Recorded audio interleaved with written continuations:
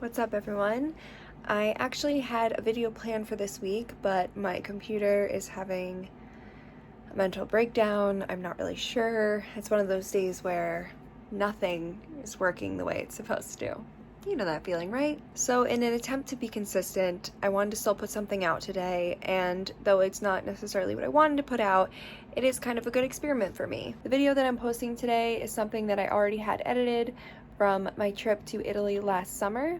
It's definitely different from what I've been doing on this channel so far, but I would love to have this channel be somewhere where I can do all different types of things, and hopefully you guys enjoy it. Also, considering we can't travel right now, maybe this will be a nice little escape for all of us to pretend like we're traveling to foreign countries and beautiful, beautiful beaches and places where they serve gelato. So let's have this be a little experiment. Let me know in the comments what you think of this video and if you want to see more content like this on my channel. I am going to try to have my reaction to 90 Day Fiancé up by next week. Hopefully I can get this all sorted out by then. But thanks for sticking with me, and I hope you enjoy this video.